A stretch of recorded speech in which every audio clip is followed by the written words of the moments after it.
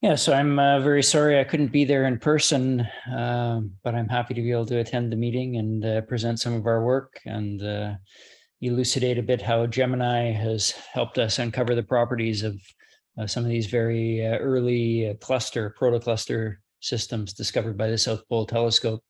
And what you're looking at on this title page is our firstborn, and something of a crown jewel in the sample, SPT 2349, which I'll go into later with the Gemini observations. But ALMA observations on the right confirmed the South Pole Telescope point source consisted of about 35 ultraluminous galaxies, and our attempts to simulate the core region showed that a good number, 20 of those all very quickly merged together in a gigantic mega merger, building a brightest cluster galaxy. So the challenge then is to figure out the properties of these galaxies and what the evolutionary history is. Oops, how do I advance slides? I just need to figure out, how do I advance my slide?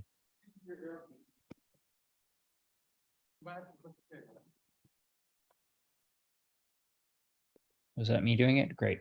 Okay, so by way of a brief introduction, for rich galaxy clusters at redshifts, say less than around 1.5, we have wonderful, robust methods to detect and characterize these systems.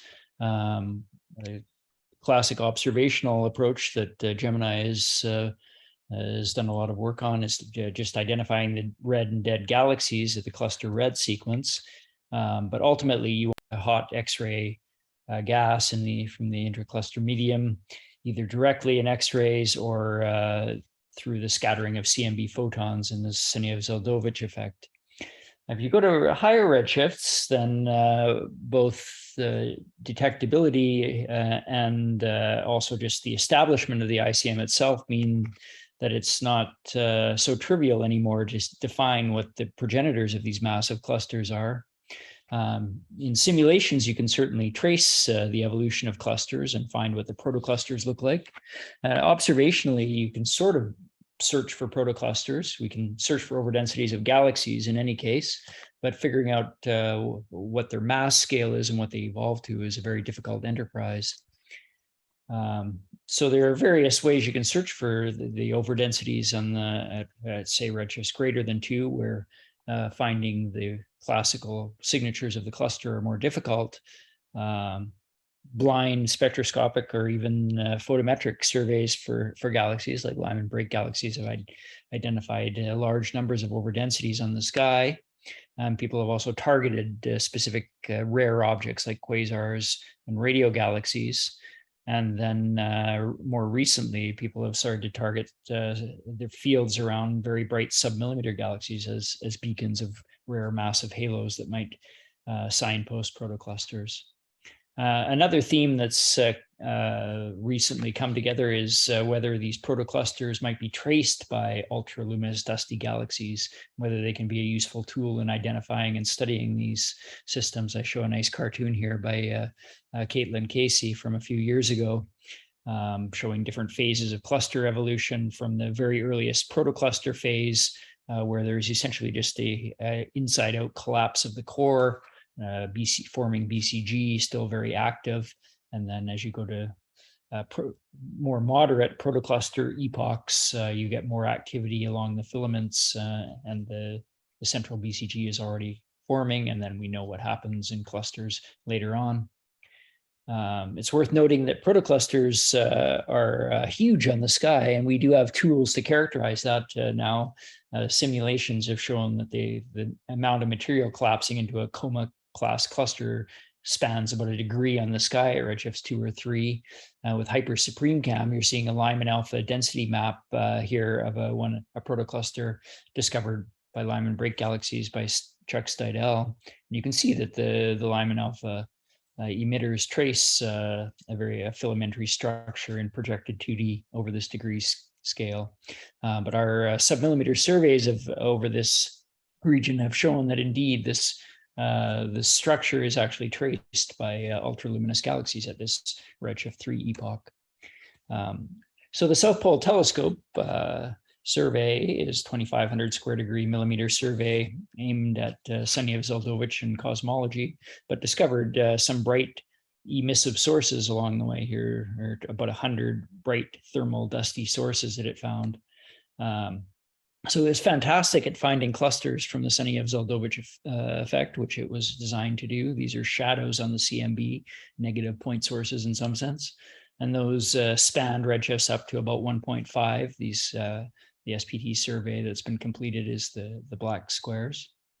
And it also found these dusty emissive sources, the majority of which are very clearly, when followed up with ALMA, strong galaxy lenses of submillimeter galaxies being lensed by factors of 5 to 20. But about 10% of them don't show this kind of a signature at all when you follow it up with ALMA, and in fact show that sources, many what appear to be unlensed galaxies contributing to that one SPT source. And when you look at the total flux density in the infrared, that amounts to star formation rates of over 10,000 solar masses per year. So there's the immense amount of star formation in these candidate protocluster cores. So I showed you the first of this that we found, 2349. It's a redshift 4.3. It was the most obvious one in some sense that popped up, and was ALMA observations very quickly gave us a sense that this was really a big massive system. In the core region itself, there are about 20 ALMA sources. You can see their emission lines in C+ here that give something that looks semi-virialized in the core, and then as you get further out into the outer sources, you get outlying halos falling in, presumably. And there are, as I said, about 10% of these things are protocluster candidates, and these are the 9 best candidates we have that are in varying degrees of follow-up, ranging from redshifts 4 to 7. So the key result is basically that there's a huge amount of concentrated star formation in this system, about 17,000 solar masses per year in all those 35 odd ultraluminous galaxies, and a very high density of star formation right in the core. And then when we use their properties to characterize the halo, it's essentially the most massive halo we've kinematically observed at this high redshift. And it looks nominally like a progenitor of the Coma cluster. Here's Coma in the tracks with redshift of its evolving progenitor, and here's our source measured kinematically. So the key with Gemini I wanted to focus on here is characterizing the galaxies in this system and other SPT systems. So a student of mine, Kaya Roderman, published a nice thesis, a PhD thesis paper, characterizing the properties of all the central core galaxies using Gemini and IRAC multiband imaging, GRIK, and the IRAC bands. And we're able to detect the majority of the core sources and put them on a plot of star formation rate versus stellar mass, with SED fitting giving us the stellar mass. And surprisingly, they don't look like starbursty galaxies at this epoch. They look like typical field galaxies. So their star formation rates are about what you expect for the huge, relatively large stellar masses that she characterized. And even there seem to be a few quenched galaxy examples here. So that was a very powerful use of the deep, very deep Gemini imaging together with IRAC that we need to actually detect and characterize these galaxies. And then the key is then bringing that stellar mass together with the gas mass and dynamical masses from rotation curves from ALMA. So we have all the different components here we can compare to the total of halo mass of the system and see how they contribute. So the stellar mass appears to be within errors. It does appear to be more substantial than the gas mass that's built up from this characterization. And then the two together, of course, are constituents of the total halo mass. So that's another a key way that the Gemini data has really complemented the ALMA analysis, and has shown that about 66% of the halos are dark. Another key breakthrough with from the Gemini data, again, is searching in the wider field of these SPT systems for overdensities of Lyman break galaxies. And in this 2349 system, you can see the composite RGB from GMOS, which are basically the Lyman break galaxy dropout, and the two redder filters at redshift 4 is GRI. And a clear overdensity was seen in the core region and a moderate overdensity in the larger field. But a good population of redshift 4 candidate galaxies to explore spectroscopically in the wider field, and five in the wider field have already been confirmed by GMOS spectroscopy. But the overdensity doesn't knock your socks off, except maybe in the very core region, and it it would classify as an overdensity on the sky by some metric. It seems to be much easier to identify these things from the emissive dusty thermal sources in the millimeter wave survey. A more prominent example is then another one of the systems, also at redshift 4, 0457. Again, the Gemini imaging allowing us to do the Lyman break galaxy analysis and finding it's about 3 times more overdense in the core and then moderately overdense over the wider field again. The interesting thing about this, the large number of sources in the core, these are comparing these two systems. So these are the oranges in 2349 are all ALMA sources, and the green are ALMA sources at the time in this new system. And these are the expected gas masses you would measure from all the Lyman break galaxies. It nominally seems to be a bit of a gap in the luminosity function in this system between the bright ALMA sources and the fainter Gemini identified sources. So it's quite interesting. And then finally, one more highlight system I wanted to show is 0303, which we're just getting to now. Just starting the ALMA data is coming in to characterize this system. But we have the Gemini data already, and together with IRAC, it's been very powerful for identifying all the counterparts for the ALMA sources found in this protocluster and characterizing their stellar masses as before. So, and this one show the overdensity in the system in all wavelengths. Looks like it might be more overdense than any other system. So I wanted to throw that out as an early prelude that this may be our new crown jewel once we fully characterize it. Just a few more details then on what we've learned from the Gemini data characterizing the stellar masses in 2349. Well, if we look at all of the mass of all those central galaxies that are destined to collapse into one brightest cluster galaxy, they're already above 10 to the 12 solar masses in stellar mass. And if you compare that to redshift 1 mass of the BCG versus the mass of the cluster, you can see that we're just off scale already. So it's formed all its stars very quickly in the BCG, and then when they merge together, we expect to sort of double the stellar mass. So this is pre-mega merger. This is after the mega merger hypothesized. And then even if it didn't grow at all from the epoch of a redshift of about 3 to redshift 1, where we're making this comparison, it would still be essentially the most massive BCG of any seen at redshift 1. So that's good evidence that we are in fact dealing likely with a redshift, or sorry, a coma class progenitor here, and shows an interesting formation path as well, that the BCG stellar mass is basically there in place, very quickly merging into one big galaxy. Another thing we've been able to use with the very high quality K-band Gemini data from Flamingos 2 along with Hubble at shorter infrared wavelengths is characterize the proto BCG galaxy, a very compact galaxy that was evident in the K-band already and further evidenced in the HST data. So there's a huge stellar mass present in the core, but it's very, very, very compact, like one of these red nugget galaxies, but at redshift 4. And the simulation shows, though, that the envelope of the dark matter halo is already immense compared to this very compact stellar core. So it somehow must evolve to fill that big BCG envelope so that you see it in stars the way you find them at redshift 1. And then finally, a little cartoon-ish picture here of what happens. So here's the stellar mass measured from Gemini and HST and IRAC for all the constituent galaxies compared to a redshift 1 cluster, kind of mass function.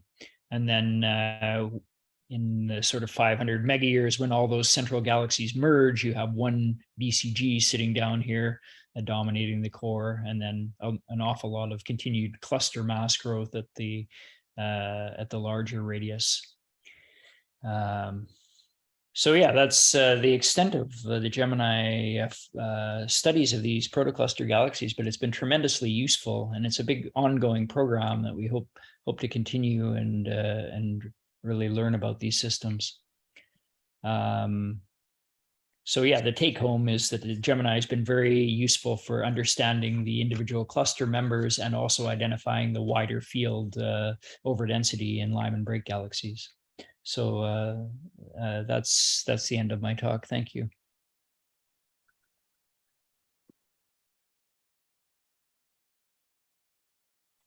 Thank you very much, Scott. We have some time for questions.